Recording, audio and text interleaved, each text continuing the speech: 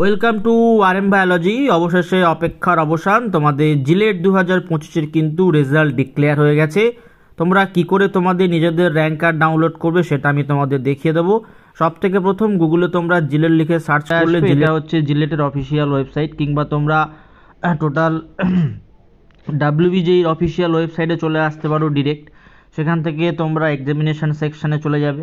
Examination section থেকে দেখো এখানে কিন্তু নিচের দিকে তোমরা অপশান পেয়ে যাবে, ঠিক আছে। সেই অপশান থেকে তোমাদের কিন্তু সিলেক্ট করতে হবে জিলেটটাকে। তো যখনই তোমরা জিলেটটা সিলেক্ট করবে ও নিচের দিকে স্ক্রোল করবে, ঠিক আছে, নিচের দিকে স্ক্রোল করলে দেখো ক্যান্ডিডেট যে অ্যাক্টিভিটি বক্স আছে, এই যে ক্যান্ডিডেট অ্যাক্টিভিটি বক্স, এই ক্যান্ডিডেট অ্যাক্টিভিটি বক্সে তুমি যখনই ক্লিক করলে তোমার সামনে ঠিক এরকম একটা পপ আপ শো করবে। এই পপে ক্লিক করার পর দেখো তোমার সামনে কিন্তু চলে এসছে যে রেজিস্টার ক্যান্ডিডেট সাইন ইন। এখানে তোমার অ্যাপ্লিকেশান নাম্বার দিতে হবে, প্রত্যেকের কাছেই এটা রয়েছে।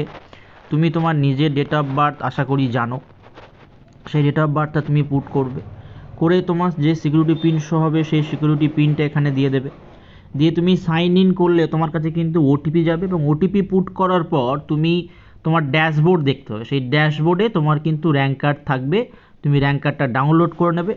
কত মার্কস হচ্ছে, র্যাঙ্ক কত হচ্ছে, অবশ্যই কমেন্ট বক্সে কমেন্ট করো। চলো, টাটা।